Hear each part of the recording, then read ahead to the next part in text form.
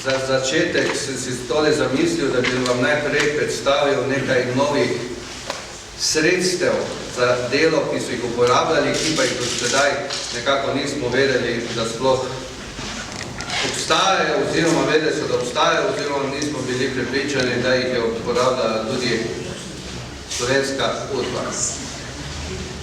Tako imenovane tehnične metode dela udbe. Najprej tudi predstavljam za specialne mine, plastične tajnike in avtomatske pištole ČSSR-61 Škorpion, ki so jih nabavili leta 1972. Mine imajo posebne urne sprožilce, UP100, posebne magnetne mine in 70 kosov plastičnih tajnikov v dveh velikostih. To so potem razdelili po upravah udbe, tako vidimo, da jih je v Kranju bilo 10, Maribor 10 in tako dalje. Vse zadevo so skladiščili v glavnem v Ljubljani na vodovodni cesti. Kje v vodovodni cesti je tja objekt danes in kaj se tam danes nahaja, ne vem, ker osebno tega nisem preverjal.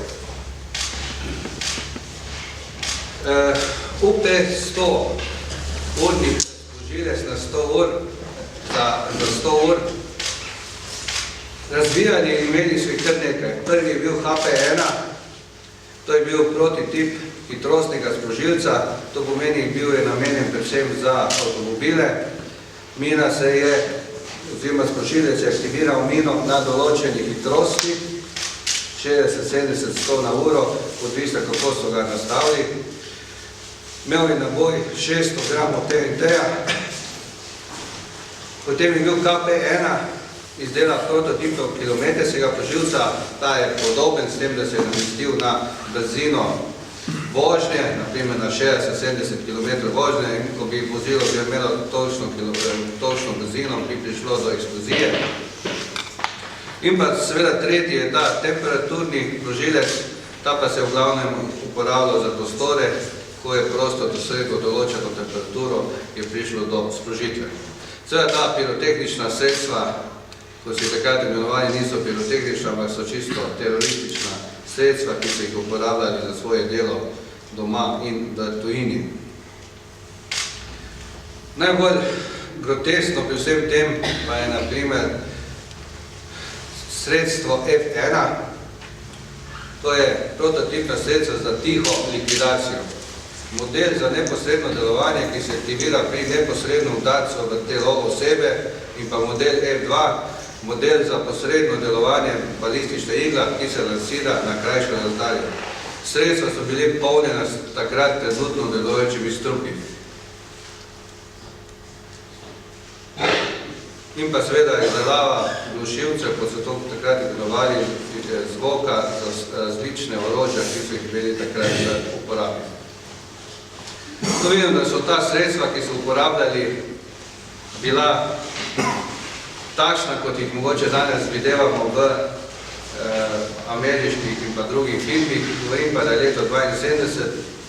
Najhujša zadeva po vsem tem pa je, da trenutno ne vemo, kje so ta sredstva, tehnična sredstva, ali so še vedno v teh posebnih skladiščih, ali so sedaj v prostorih Sove, ali so uničena, odpeljana v Beograd, ali pa so, kar je najbolj verjetno takrat, ko smo leta 90 večino operativcev udbe dali v penzijo, da so ta sredstva odnesli skupaj domov.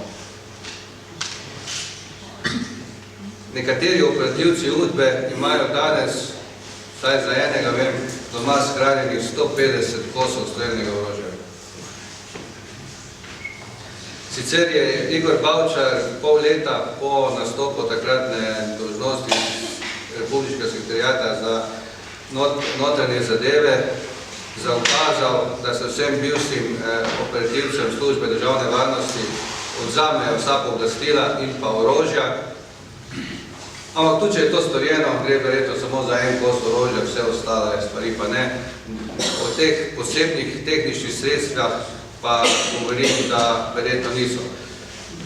To verjetno zaključuje tudi, da je tudi v drugih republikah ta sredstva niso bila vrnjena. Tako sem sedaj pred kratkim našel en poseben kasetofon oziroma diktofon, ki smo ga rabili, ker je ohranjena kaseta za Crnogora Stjepana, tako je bil ugrabljen in likvidiran tukaj v Ljubljani. So ostale 3 kasete in nikako nismo mogli v arhivu, se ni moglo najti način, kako bi to prišli do teh zvoka. Sem v Banja Luki pri enem bivšem operativcem odkril, da ta diktofon ima in si ga prejšnjo nedeljo prenesel iz Banja Luke. Tako verjetno tudi naši vse to skrivajo še v naših doma. Tu imam 3 podjetja iz Estero, iz Dunaja,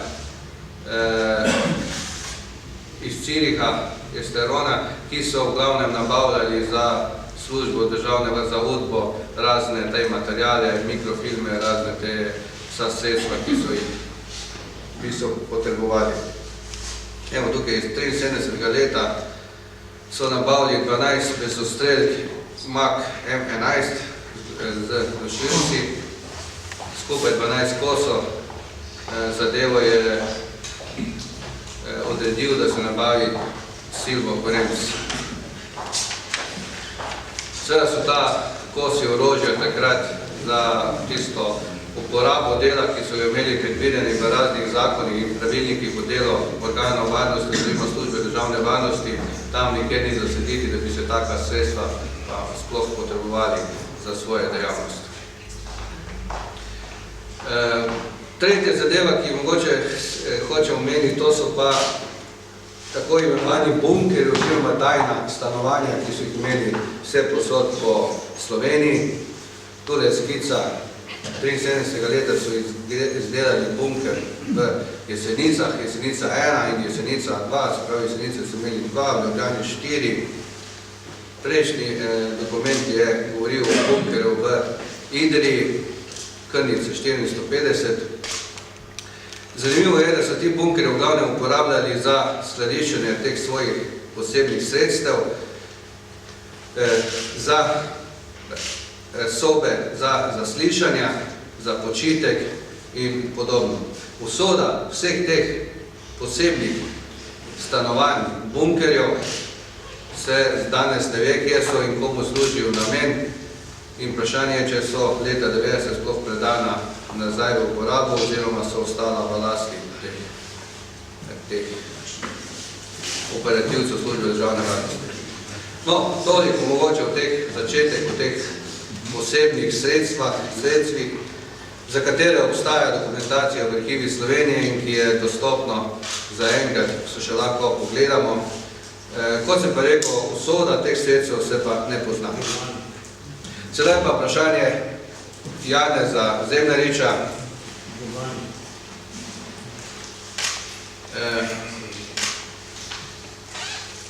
Leto 1975, že 2 leti je bil takrat slovenski načelnik Udbe. V Celovcu je živel že od 45. leta Nikita Martinović, ki se je kot poročnik Hrvaške vojske takrat umikal iz Hrvaške in takratne Jugoslavije in je takrat skoraj že 30 let vsako leto organiziral spominsko slovesnost v Pliberku na pokopališču, kjer so bili pokopani vojni ujetniki. Za leto 1975 se je posebej pripravljal, ker namreč takrat bi bila 30. obletnica Pliberške tragedije, zato je pripravljal komemoracijo, ki bi se jo naj odležili Hrvati iz celega sveta. To je bilo preprečeno 17.2.1975, Nikita Martinović se je 17. februarja 1975 kot običajno nekaj pred 18. uro pripeljal na avtomobilom za službo ter parkiral pred svojo trgovino s cvetjem in zelenjavo v Bauman placu v Celovcu. Malo po njegovom vstopu v trgovino so odjeknili streli, pod katerimi je padel. Atentator je pobegnil, žrtev pa je izdihnila na poti v bolnišnico. Tako kot v primeru Železnice, tudi njega so čakali v sami trgovini, se pravi, da so imeli že prej vse pripravljeno, odprto. To je. Nikica Martinović po likvidaciji. V Arhivu Slovenije se ohranja arhivsko gradivo obdelava Pliberški vod. Pliberški vod je nadzor, vsakoletni nadzor delovanja in aktivnosti vseh, ki so se skrbeli za pliberške dogodke, za tiste vsakoletne prireditve in podobno. Vse to se je vsako leto nadzorovalo, zvočno snemalo, video snemalo in podobno. Od decembra 1974 vsak dan dnevno poročali gibanje Nikice Martinovića, se pravi, da bi pripravili, kot bi rekel, nekakšno podatke gibanju in navadah Nikice Martinovića, da bi se lahko izvršil atentat na njega. Najbolj je to jasno iz načrta dela operativne akcije Pliberški vod, ki je bil sprejet za leto 1975, takrat, ko je to vodil sam Janez Zemljanič.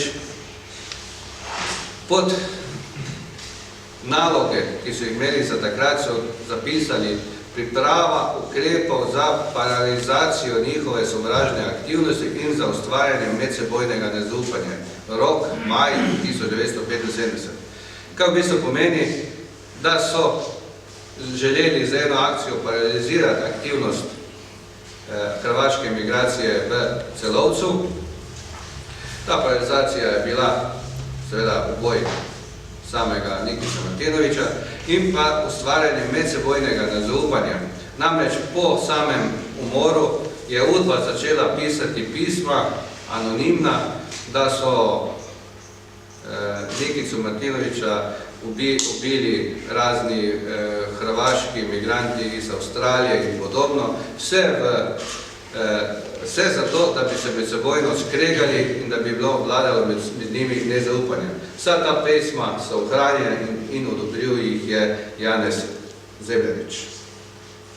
No, tukaj pa imamo tudi tisti dokument, glavni, kjer se vidi, da je se Janez Zemljanič strinjal s predlogom, da se za sodelavca Hanzija in pa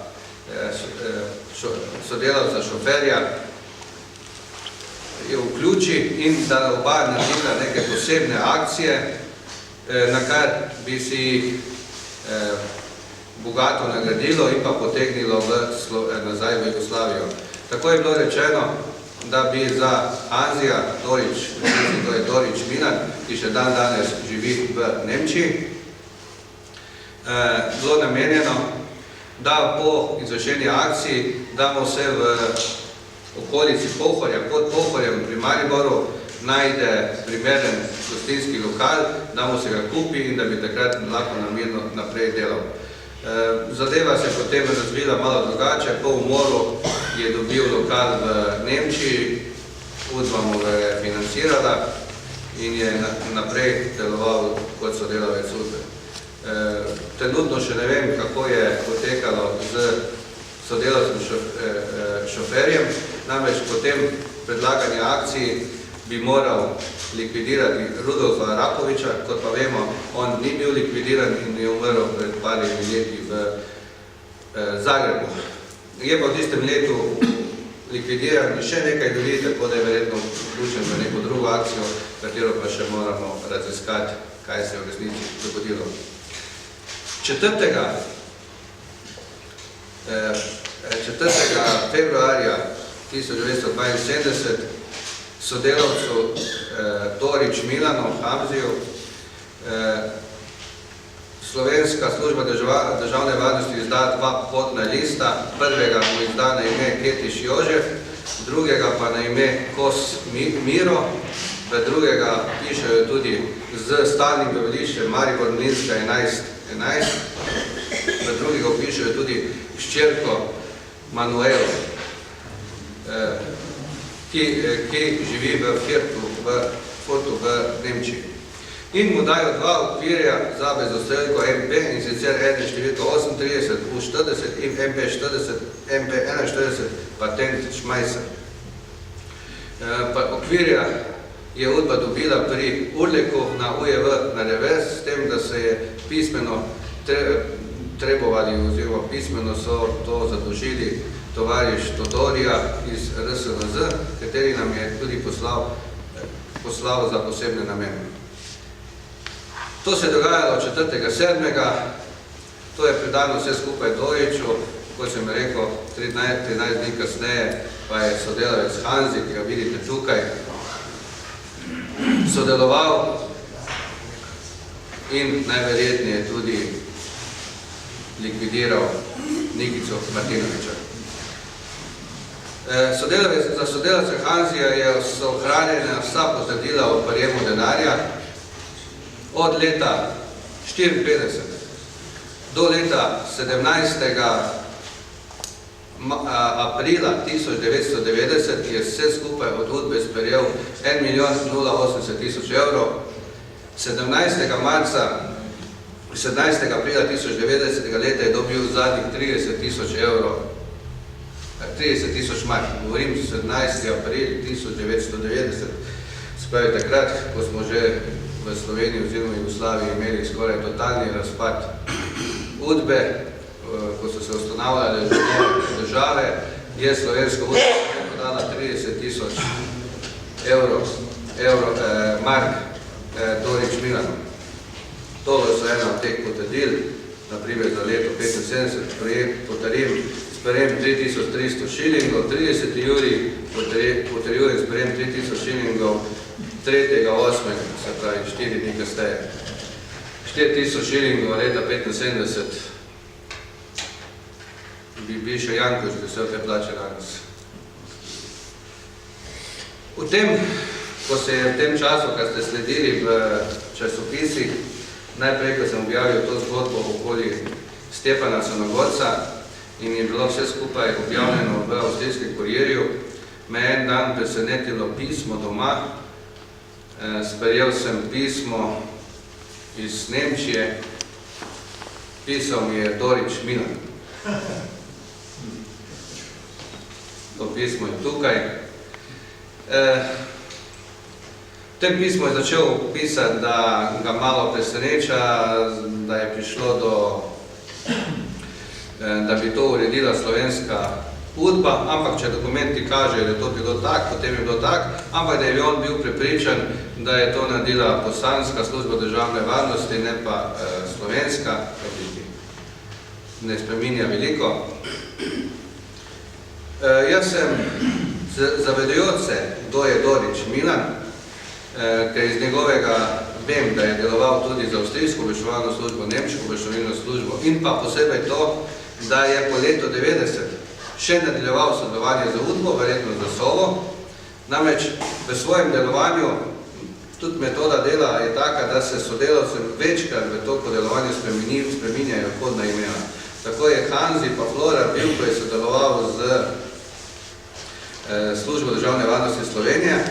Pseudonim Sivi pa Beli Viator pa se pojavlja kasneje, se pravi, da je deloval tudi za slovensko Sovo kasneje in mogoče še dan danes z njimi v vezi. In je tisti znesek od 1.080.000 mark mogoče še malo večji. Na to pismo sem mu odgovoril na način, da ni mogel opaziti, da pisal karkoli vem o njemu. Kot amatersko novinarsko pismo sem mu napisal, da me zanimajo še kakšni drugi podatki. Zamenjala smo se 2 in 3 pisma, videl sem, da v teh pismih govori neresnico, izkrivlja tiste zadeve in da še vedno želi na nek način vplivati, da bi se prenašale informacije drugačne, kot so. Zato sem tudi prejšnji teden v bistvu sklenil, da se nekako to dopisovanje konča z njim, predvsem zato, ker nisem sigurna, ali je še naprej v vezi tudi z nemško službo oziroma še slovensko Sovo in da ne bi imel osebno nekih problemov sem s tem končal, nekih pridnih, dobrih podatkov za nadaljnje raziskovanje pa itak ni dal. Ti dokumenti, njegovo pisanje je pa niso tukaj. Sam Dorič, kot takšen, je leta 1954 naj bi prebegnil v Avstrijo. Tam ga je zaslišala avstrijska policija, ta zapisnik imate tule pred sabo. Rodil se je 1930. leta v Mariboru od očeta Franc Kmetec iz takrat spodnjega Dravograda, številka 92, in pa matere Helene Dorič, ki pa je Hrvatica. V avstrijski policiji je takrat povedal, da je bil obsojen po vojni, zato ker je za slovenske četnike iz Salzburga nosil neko dokumentacijo na 15 let zapora in da bi zapor naj služil vse do leta 1953. Navedel je celo številko 31.1.64 ga je divizijsko vojaško sodišče v Celju obsodilo na 15 let zapora zaradi sovražnega zadržanja. No, jaz sem preveril te podatke, za Dorič Milana ne obstajajo podatki, da bi bil v slovenskih zaporih, oziroma da bi ga to divizijsko vojaško sodišče obsodilo. To pomeni, da ga je slovenska udba v bistvu že takrat poslala preko meje kot agenta in je verjetno pravilen podatek, da je v slovenske udbe že od 54. leta naprej delal. 54. leta za udbo naprej delal, pa verjetno še do danes, mogoče celo za Sovo. Po 90. letu za Sovo je sigurno naprej še delal. Kot pa vem, pa je delal tudi za hrvaško službo pri nabavi orožja. S tem, da Hrvati tisto na njegovo nabavo orožja niso bili zadovoljni, pa so kmalu prekinili sodelovanje z njim. Toliko mogoče o samem Zemljariču. Iz vseh teh dokumentov, ki jih tukaj vidimo, se jasno vidi, da je bil aktivno vključen, da je odobril akcije in da to, kar je v petek izjavil, ko so ga novinarji iz Reporterja vprašali po tej zadevi, je odgovoril, da oni niso nikoli delali proti ustašam, v tem smislu je odgovoril. Se pravi, z hrvaško ekstremno migracijo.